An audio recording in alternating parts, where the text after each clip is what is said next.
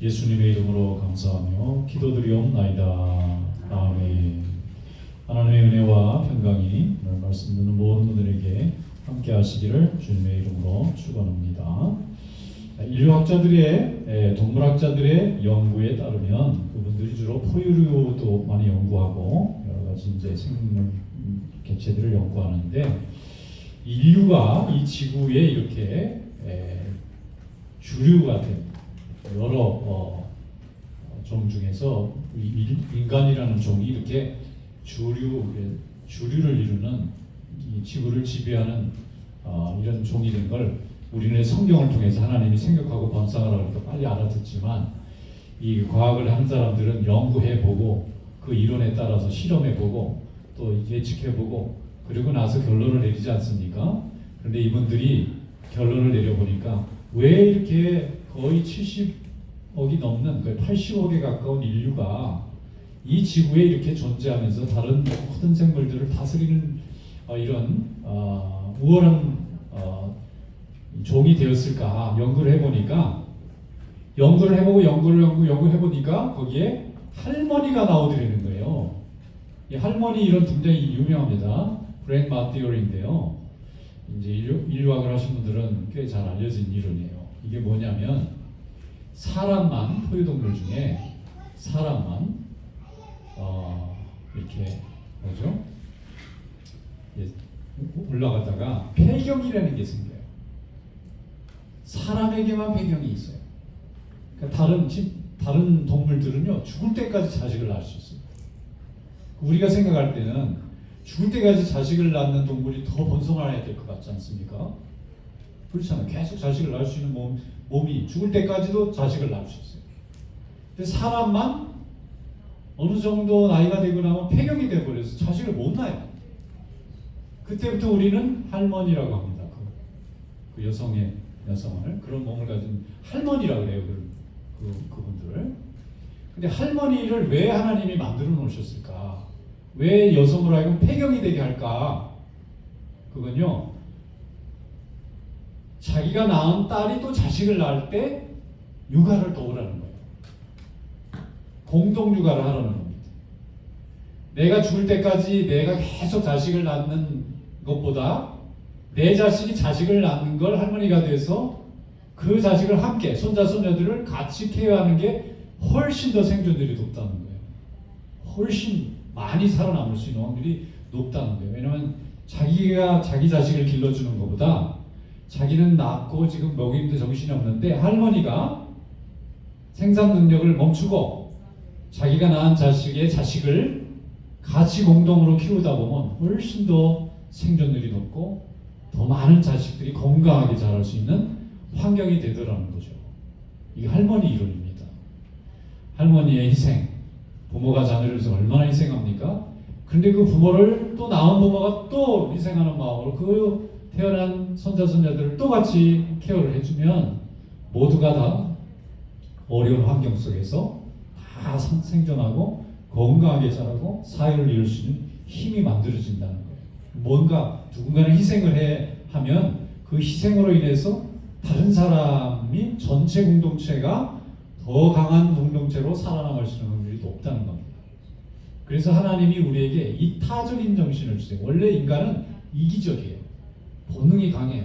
내 걸 주장하고 싶고 내가 살아남고 싶고 남보다 내가 더 올라가고 싶은데 하나님 주신 마음은 내가 아니라 다른 사람을 더 사랑하고 나를 희생하는 마음을 주시는 게 하나님이 주시는 마음입니다. 그걸 저 학문적으로 이타주의라고 말하고 우리는 사랑이라고 하고 그리고 일반적으로 희생이라는 말을 씁니다. 그런데 그 희생할 줄 아는 그런 존재가 있을 때 주변에 있는 사람들이 다 같이 살아남을 확률이 높다는 겁니다. 이 한국에 그 동물을 연구하는 교수님이 한 분 TV에 나와서 말씀하시는데 이분은 개미 연구를 열심히 하셨더라고요. 전 세계 개미집을 돌아다니는데 개미집이 땅 밑으로 내려가면 한 5층 빌딩 정도 높이로 내려간대요. 수많은 거대한 왕국이 만들어지는 거죠. 우리 볼 때는 조금 올라와 있는데 밑으로는. 그리고 그 개미들을 연구해 보니까 개미들이 또 사람들처럼 군집 생활을 해요. 사회 생활을 해요. 이 개미들이. 그런데 개미들이 홍수가 나잖아요. 그러면 물이 다 들어가서 물론 개미들이 웬만한 물이 들어오는 거는 다 막을 수 있도록 자기들이 방어 장치를 다 하는데 너무 큰 물이 이렇게 쓸고 지나가면 개미들이 다 물 위로 떠오르지 않습니까? 그러면 팔다리를 붙잡고 이렇게 스크럼을 짜가지고 배를 만들어요. 그러니까 개미배야. 그거는 타고 다니는 게 아니라 자기들끼리 살아남기 위해서. 그런데 놀랍게 연구를 해보니까 그 개미배들이 막 떠다니잖아요. 그래서 그 구조하는 분들이 배를 타고 사람을 이렇게 구조하러 다니다가 이 개미배를 만나면은 거기 잘못 들어가면 뭐 물어뜯기고 난리가 나니까 그거 피하러 다니느라고 구조하기보다 더 힘들대요. 개미들도 살아남기 위해서 인간들이 홍수 만나면 자기들도 개미배를 띄워가지고 돌아다니는 거예요. 그런데 그 개미배들을 연구해 보니까 개미들이 건강하고 어리고 그 다음에 힘 있는 개미들은 물 위로 다 올려보내고 물 밑에 누군가 있어야 될 거 아니에요. 근데 거기는 힘 없고 늙고 그런 개미들이 밑으로 들어간대요. 자기네는 죽더라도 자기 후손들은 살려야 되겠다 이거죠. 그래서 거기 있다가 너무 지치면 위로 올려준대. 이렇게 로테이션 해준대. 너무 이제 물속에 너무 오래 있으면 죽으니까. 그렇게 하면서 물이 빠지기를 떠다니면서 버티다가 결국은 물이 빠지면 그 그룹이 살아남는 거예요. 한 절반은 죽더라도 절반은 살아남아서 또 자손을 번성시키는 그런 방법으로 돼 있더라는 거예요. 그 개미들도. 우리는 어머니가 존재함으로 인해서 이 땅에 옵니다. 어머니 아버지 때문에 우리가 세상에 왔잖아요. 그래서 하나님께서도 자녀된 우리에게 누군가는 우리가 누구의 자녀잖아요. 자녀들에게 너의 부모를 공경하라는 말씀이에요. 하나님의 명령인 줄로 믿습니다. 자, 오늘 말씀을 통해서 하나님께서 부모를 공경한 자들에게 어떤 축복을 주는지 오늘도 깨닫는 시간이 될 수 있기를 주님의 이름으로 축원합니다. 에베소서 6장 1절로 3절 말씀 다 같이 읽어보겠습니다. 자녀들아 주 안에서 너희 부모에게 순종하라. 이것이 옳으니라. 내 아버지와 어머니를 공경하라. 이것은 약속 있는 첫 계명이니 이로써 내가 잘되고 땅에서 장수하리라. 아멘. 주 안에서 부모를 순종하는 일은 옳은 일이라는 거예요. 틀린 일이 아니고 옳은 일이에요. 왜냐하면 하나님이 그렇게 만들어 놓으셨어요. 우리를 세상에 하나님이 보내주실 때 부모라는 존재를 하나님이 생명 창조의 역사에 동역자로 쓰시는 겁니다. 하나님이 이 땅을 생명을 통해서 다스려요. 아무리 많은 사람들이 죽고 사라져도 하나님은 또 이 세상에 또 남녀가 결혼해서 또 자녀를 낳게 만들고 그 자녀들이 또 성장해서 또 짝을 만나서 가정을 이루고 자녀를 낳게 하고 하나님은 그런 방법으로 이 땅을 다스리는 거예요. 그래서 부모라는 존재는 하나님이 창조의 사역을 하실 때 쓰는 존재입니다. 그냥 단순히 육신의 부모에서 끝나는 것이 아니라 하나님이 이 땅을 다스리는 창조와 구속의 역사에 쓰임받는 동역자들로 하나님이 만드시는 거예요. 그래서 우리가 하나님의 일을 바라보면서 하나님의 일의 통로로 쓰는 이 부모를 공경해야 될 줄로 믿습니다. 그래서 부모님을 공경해야 되는 거예요. 그냥 부모가 나를 낳아준 사람이니까 하는 건 일반적인 세상 사람들의 얘기고 우리는 이 부모를 하나님이 나를 이 땅에 생명을 보내기 위해서 썼다고 고백하기 때문에 부모님을 사랑하는 겁니다. 그리고 부모님을 통해서 사랑을 연습하는 거예요. 부모님을 통해서 희생을 연습하는 겁니다. 부모님을 바라보면서 하나님의 뜻에 순종하는 것입니다. 오늘 그런 축복이 여러분들이 함께 하시길 축원합니다. 자, 10계명에도 보면은 하나님께서 부모를 공경하라고 5계명에 설명하고 있어요. 그런데 그 5계명 말씀에 보면 이렇게 돼 있어요. 참 출애굽기 20장 12절에 내 부모를 공경하라. 그리하면 내 하나님 여호와가 내게 준 땅에서 내 생명이 길리라 그랬습니다. 땅이라는 것은 우리가 사는 인생의 축복을 말하고 거기서 길리라 하는 것은 우리에게 장수의 복을 주시는 거예요. 자기의 부모를 자기를 낳아주고 길러준 부모를 사랑하고 아끼고 섬기면 그것이 하나님께서 우리가 이 땅에서 잘 되고 그리고 오래 사는 축복을 주시겠다는 겁니다. 인간에게 있어 제일 큰 축복은 잘 되고 오래 사는 거잖아요. 그런데 그것이 부모를 잘 공경하는 사람에게 주어지는 하나님의 약속이라는 거예요. 이 10계명을 보면 10가지 계명인데요. 그 10가지 제목 중에 2가지 계명은 두의 계명이고요. 나머지 8개의 그 계명은 두 낫의 계명이에요. 하지 마라 하는 거예요. 우상숭배 하지 마라. 살인하지 말라, 간음하지 말라, 도둑질하지 하지 말래. Do not order인데 부모를 공경하라는 건 do예요. 하라는 명령이에요. 그리고 또 하나가 더 있는데 예배 잘 드려라. 안식일을 기억해라. 이건 do 명령이에요. 이 do 명령에는 약속이 붙어 있어요. 특별히 부모를 공경하라는 것은 땅에서 잘 되는 첫 번째 약속이라고 되어 있어요. 다른 약속은 하라는 명령, 하지 말라는 명령만 있는데 부모를 공경하라는 이 5계명은 하는 자에게는 하나님이 복을 주시겠다는 약속, 프라미스가 붙어 있어요. 다른 계명에는 그냥 하라는 명령만이지 그게 다른 약속이 없어요. 안 하면 벌 받는 거예요. 그런데 부모를 공경하라는 이 계명은 이 오더에 with a promise가 붙어 있어요. 땅에서 잘 되고 장수한다는 복이 붙어 있어요. 그건 뭐죠? 부모를 공경하는 것을 기쁨으로 하게 하나님이 만드시고 순종하기만 하면 하나님이 복을 주시는 겁니다. 출애굽기 20장 6절에 보면 나를 사랑하고 내 계명을 지키는 자에게는 내가 천대까지 은혜를 베풀리라. 하나님께 예배 열심히 드리고 자기가 낳은 부모를 열심히 공경하고 사랑하고 순종하는 사람에게 하나님께서 천대까지 복을 내려주신다고 약속하셨습니다. 오늘 이 축복이 우리 성도들에게 함께 하시길 주님의 이름으로 축원합니다. 창세기에 보면 이삭이라는 사람이 나오는데 아버지가 이 사람을 데리고 모리아 산에 데려가서 죽이려고 그랬어요. 왜냐하면 하나님이 아버지 아브라함에게 그 믿음을 테스트해 보시려고 네가 100세 얻은 아들을 나한테 한번 제물로 바쳐봐라. 얼마나 기가 막힌 일입니까? 어렵게 얻은 아들인데 그 아들을 아버지가 죽여서 바쳐야 되는 거예요. 이런 어려움이 어디 있습니까? 이런 모순이 어디 있어요? 그런데 아브라함이 순종합니다. 그건 아브라함의 믿음으로 하나님이 칭찬해 주셨는데 그 이삭 입장에서는 참 당황스러운 일이에요. 아버지가 자기를 죽이려고 하다니, 그것도 하나님이 그런 명령을 내리셨다니. 그런데 이삭이 그 모든 과정을 보면서 하나님이 살아계신 것을 아버지를 통해서 확신해요. 우리 아버지가 자기를 얼마나 사랑하는데 그 아버지가 하나님의 말씀만 듣네. 그런데 하나님이 여호와 이레를 주시잖아요. 순종했더니 하나님이 답을 미리 갖고 계시잖아요. 그래서 이삭이 모든 것을 하나님 앞에 맡기는 훈련이 어릴 때부터 이미 됐어요. 남이 싸우자 그러면 안 싸워요. 그렇게 해서 얻을 게 없어요. 하나님 말씀에 순종하면 얻을 게 많아요. 다 양보하는데 가는 데마다 길을 열어줘요. 순종자라는 사람이니까, 온유한 사람이니까 하나님이 복을 주세요. 어느 정도로 복을 주시느냐면 자기 전공 분야가 유목인데 이 사람이 한 번은 비전공 농사를 한번 해봤어요. 그랬더니 한 해에 100배의 결실을 얻어요. 농사하는 사람은 2배 얻는 것도 힘든데 이 사람은 100배를 얻어요. 그 뭐죠? 자기 부모를 순종하고 하나님 말씀을 잘 듣고 예배 열심히 드렸더니 하나님이 약속하신 대로 한 해에 100배의 결실을 얻게 해주시는 거예요. 그리고 믿음의 조상으로 하나님이 만들어 주셨습니다. 여러분, 하나님 앞에 부모님을 잘 순종하고 사랑하시기를 축원합니다. 그러면 약속 있는 첫 계명의 수혜자가 될 줄로 믿습니다. 마가복음 1장에 보면 예수님께서 12제자가 있었는데 그 중에 베드로가 제일 사랑받는 제자 중에 하나였어요. 그런데 말씀해 보니까 예수님이 베드로의 집에 신방을 가요. 갔는데 베드로의 집에 장모님이 계시는 거예요.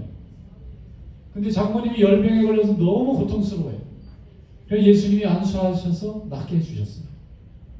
그리고 나서 예수님을 그 장모님이 너무 사랑하셔서 먹을 것도 잘 이렇게 대접해드리고 했다는 얘기가 거기 잠깐 나오는데 베드로가 자기 아내 어머니잖아요. 장모님은 자기 집에 모시고 살았다는 얘기예요. 왜 아픈데 자기 집에 와 계세요? 아픈데 자기 집에 데려왔을 리가 없잖아요. 거기서 같이 살고 있는데 아팠으니까 예수님이 찾아왔을 때 거기 계셨던 거죠. 그러니까 양쪽 부모님을 베드로 아내 되는 분이 열심히 사랑했던 분이에요. 그러니까 복을 받아서 나중에 베드로는 배움도 별로 없고 뭐 실력도 별로 없고 성격도 별로예요. 그냥 거짓말을 가끔씩 막 하고 말이죠. 도망가기 잘하고 뭐 의지도 별로 없는 사람 같은데 초대 로마 교회에 가장 머리된 사람을 하나님이 쓰셨어요. 사람 앞에서는 부족한 사람이었는데 하나님 앞에서는 온전한 사람인 거예요. 여러분, 오늘 그런 축복이 함께 하시기를 축원합니다. 디모데후서 1장에 보면 디모데가 믿음 생활을 잘하니까 사도 바울이 칭찬하는 대목이 나와요. 근데 거기에 뭐라고 되어 있느냐면 외할머니 로이스와 어머니 유니게에게서 네가 신앙을 잘 배워서 오늘 이렇게 훌륭한 믿음의 사람이 되었구나 라는 칭찬을 해요. 좋은 믿음의 부모님 또 할머니 할아버지를 모시고 있다 보니까 저절로 믿음이 좋아진 거예요. 여러분 믿음의 가정 안에서 믿음을 가진 부모님들 밑에서 성장하게 된 건 여러분 큰 축복인 줄로 믿습니다. 세상의 모든 사람들은 세상의 화려함을 따라가지만 우리 예수 믿는 사람들은 하나님의 말씀에 순종합니다. 신앙의 부모님을 모시고 사는 여러분 하나님의 큰 축복으로 함께하고 계신 줄로 믿습니다. 자, 부모님의 공경의 핵심은 뭐냐면은 부모님의 위를 잘 따라가는 거예요. 부모님을 먹을 걸 잘 사드리고 그 다음에 늘 여행도 같이 다니고 하는 것도 매우 중요하지만 부모님 공경하는데 가장 키포인트는 내가 부모님의 생각을 오베이하는 겁니다. 부모님의 뜻은 막 거부해요. 부모님 뜻을 안 듣는데 먹을 것만 잘 사주면 별로 행복하지 않습니다. 근데 부모님이 원하는 대로 순종하고 살면 부모님은 해피하게 돼요. 그래서 부모는 자식의 생존, 안전, 행복이 부모의 목적이잖아요. 부모님의 행복은 내가 행복해지기 바라는 게 부모님의 인생의 목적이에요. 부모의 골이 자식의 해피니스에 있다고요. 그러니 그분의 말을 듣는 것은 너무나 자연스럽고 그거 당연히 복을 받을 수밖에 없는 거죠. 여러분 불효가 뭡니까? 불효가 뭘까? 사람들이 부모님에게 효도 못하는 걸 뭐라고 말하나? 그건요 부모가 근심하게 하는 거예요. 나 때문에. 나 때문에 항상 마음이 편치 않아요. 나 때문에 항상 불안해요. 나 때문에 늘 걱정이 안 끝나가요. 그러면 내가 불안한 거예요. 부모가 불안하지 않고 염려되지 않고 편안하게 만드는 것이 바로 효도라고 할 수 있어요. 인간 행복 중에 가장 큰 조건의 하나는 부모님과의 관계가 굉장히 좋은 것이 인간의 행복 중에 하나입니다. 부모님과 관계가 안 좋은데 세상에서 아무리 높아지고 주변에서 아무리 화려해도 나한테 행복이 올 수가 없어요. 나를 낳아준 생명의 근원으로 내가 함께 거하고 함께 기뻐하고 좋은 관계를 유지하는 것, 그것이 하나님 앞에 큰 복이고 우리에게 큰 복입니다. 그래서 하나님이 우리에게 부모에게 사랑받는 자가 되라는 거예요. 그러면 하나님이 복을 내려주시겠다는 거예요. 하나님이 우리에게 하고 싶지 않고 하기 어려운 걸 명령하는 것이 아니라 스스로 잘할 수 있고 가장 편안하게 할 수 있는 것이 부모님을 사랑하고 부모님과 함께 시간을 보내고 함께 기뻐하고 함께 슬퍼하고 그러면 하나님이 우리에게 복의 복을 더해주시는데 그것은 우리에게 복을 주시려고 부모님을 공경하라는 거예요. 부모님과의 관계가 좋으면 우리가 행복해져요. 근데 부모님과의 관계가 행복해지지 않으면 우리가 아무리 다 가지고 있어도 우리는 행복해질 수 없습니다. 그래서 하나님이 우리의 행복을 위하여 부모님과 사랑하라고 명령하시는 겁니다. 창세기 요셉을 보면 형제들에게 노예로 팔려서 애굽에 갔는데 하나님이 축복해서 총리가 됐어요. 총리가 된 다음에 부모님 살아계신 아버지를 먼저 데려옵니다. 아버지 혼자 있잖아요. 아버지를 데려오는데 아버지 데려올 때 아버지만 쏙 데려온 게 아니고 형제들을 다 데리고 와요. 자손들을 다 데리고 와요. 마음 같아서는 아버지만 데려와도 될 것 같잖아요. 근데 그렇게 안 해요. 왜 그럴까요? 아버지의 뜻은 온 자식들이 다, 온 자손들이 함께 오기를 원하는 거예요. 그래서 아버지가 원하는 것을 알았기 때문에 아버지뿐만 아니라 다른 자기에게 잘 하지 못했던 형제들과 그 자손들까지 다 데리고 와서 나중에 형들이 불안해가지고 아버지 죽으면 얘가 또 화를 내면 어떡하나 그렇게 했더니 울면서 요셉이 한 얘기예요. 걱정하지 마시라고. 내가 형님들과 형님들의 자식들을 자손들을 다 키우리다. 그렇게 말하는 대목이 나와요. 그건 뭐죠? 아버지의 뜻을 그대로 저희가 열심히 받들어서 그 뜻이 이루어지도록 노력을 할 테니 염려하지 말라는 거예요. 그래서 하나님이 그에게 복을 주셔서 그의 후손들이 민족이 됐어요. 애굽에서 큰 나라가 됐어요. 그래서 하나님이 출애굽시키고 또 새로운 구원의 역사를 쓰실 때의 구약의 역사를 이 요셉의 후손들을 통해서 하나님이 사용해 주신 줄로 믿습니다. 그래서 하나님 앞에 순종하는 자는 하나님께 복을 받습니다. 잠언 6장 20절 21절 말씀에 내 아들아 내 아비의 명령을 지키며 내 어미의 복을 떠나지 말고 그것을 항상 내 마음에 새기며 내 목에 매라 그랬습니다. 여러분 믿음의 부모님을 가진 거 축하합니다. 축복합니다. 여러분 세상에서 그 어떤 사람보다 최고로 좋은 축복을 받았어요. 믿음의 부모님은 하나님을 아시는 분이에요. 그리고 하나님 안에서 여러분을 이 땅에 보내는 데 쓰임 받았어요. 그리고 이 땅에서 여러분의 가정이 축복받고 여러분의 인생이 행복하기만을 날마다 바라고 있는데 그런 부모님을 여러분이 가지고 있는 거예요. 할렐루야. 여러분 날마다 감사하시길 축원합니다. 그리고 또 여러분 스스로가 믿음의 좋은 부모가 돼서 자녀들에게 하나님이 우리와 동행하는 것을 날마다 보여주는 살아있는 증거가 되시기를 축원합니다. 잠언 23장 21절에 너를 낳은 아비에게 청조하고 늙은 어미를 경히 여기지 말지니라 그랬습니다. 나이 들고 건강 잃고 지식 잃고 재산 사라지면요 경히 여기기가 쉬워요, 사람이라서. 그런데 우리는 본성과 우리 본능을 가지고 있지만 하나님의 명령이 우리 본성을 거스르게 해요. 그게 말씀의 힘이에요. 본능으로는 나밖에 몰라요. 그런데 하나님의 말씀이 본성을 거스르게 해요. 그래서 하나님 말씀에 순종해서 부모를 사랑하고 이웃을 사랑하고 원수까지 사랑할 수 있는 거예요. 그 이타적인 이 힘은 하나님이 주실 때만 가능합니다. 내 힘으로는 안 돼요. 그래서 하나님을 믿는 자가 축복받는 것입니다. 하나님을 믿는 자들이 가정을 지키고 공동체를 지키고 그리고 하나님의 나라를 지킬 수 있는 거예요. 나를 희생해서라도 다른 사람을 지키겠다고 하는 이 마음이 주님이 예수님이 십자가에서 우리 죄인들을 지키겠다는 그 마음이 바로 거기서부터 있는 거기에도 있는 거예요. 그래서 하나님이 우리에게 그 십자가에서 보여주신 사랑을 부모를 통해서 자녀를 통해서 이웃을 통해서 연습하다 가는 겁니다. 제가 어릴 때 청개구리 얘기를 한국에 동화가 있어요. 유명한 동화. 청개구리 잘 아시죠? 잘 모르시는 것 같은데 파란색 여기는 뭐 트리 프로그라고 부르더라고요.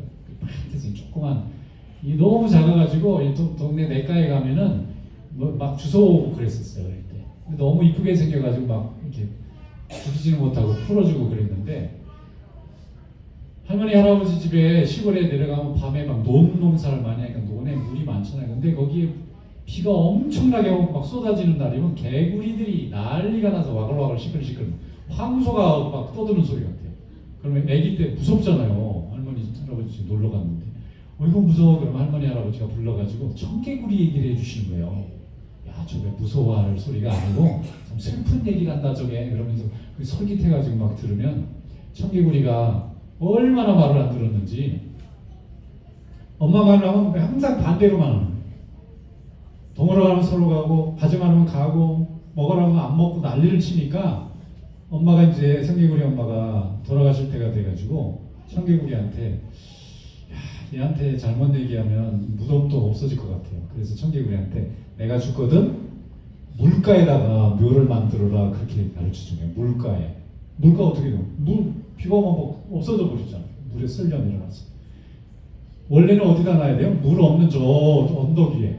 물이 잘 안 가는 흙에다 이렇게 묘를 만들어야 되는데 엄마가 마지막 유언을 하면서 나는 죽거든 얘야 물가에다 놔라. 그럼 내가 반대로 할 것 같아가지고 그래 이렇게 해놓은 적에 반대로 산에다 올려놓고 근데 엄마가 딱 죽고 나니까 그래서야 놀래가지고 엉엉 울고 난리를 치는데 엄마가 안 살아나는 거예요. 그래서 청개구리가 그래도 살아있을 때는 한 번도 엄마 말씀 순종 안 했는데 죽었을 때는 엄마 말씀 들어야지. 그리고 진짜 물가에다가 무덤을 갖다 놓은 이 바보. 그때 저는 제대로 말을 듣는 거예요.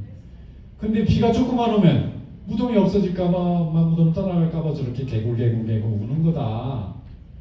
그러니까 아이고 참 슬프구나. 안 됐다. 나는 엄마 말씀 잘 들어야지. 그러면서 싹 잠이 들었단 말이에요. 이 얘기를 어릴 때 굉장히 많이 듣고 저도 또 애들한테도 해주고 그랬거든요.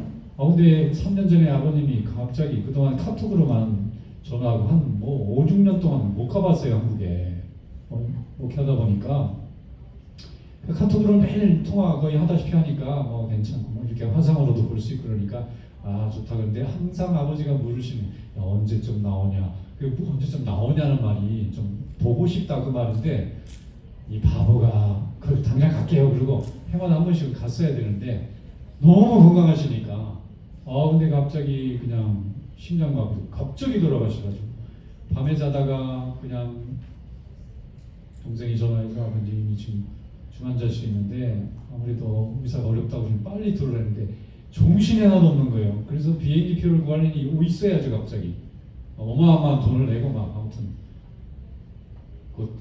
밤 늦게 비행기 표를 그래가지고 갔는데 이미 장례식이 시작됐죠.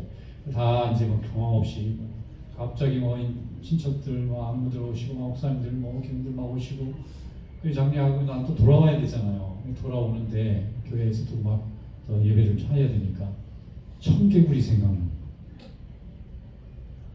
그제서야 내가 청개구리였구나 그런 생각이 들어요. 좀 건강할 때 좀 자주 가서 얼굴 뵈는 게 효도인데 그냥 목소리하고 뭐 통화하니까 괜찮은 줄 알고 얼마나 후회가 되는지 그때부터 우리 교인들한테만 여러분 건강하실 때 자주 가서 얼굴 보여드리세요. 자꾸 그렇게 되는 거예요. 여러분 부모님을 공경하고 부모님을 행복하게 감사하게 날마다 부모님에게 사랑을 표현하는 후회 없는 자녀들 되시기를 축원합니다. 잠언 23장 25절에 내 부모를 즐겁게 하며 너를 낳은 어미를 기쁘게 하라. 오늘 이런 축복이 이런 은혜와 사랑이 함께 하시길 주님의 이름으로 축원합니다. 기도하겠습니다.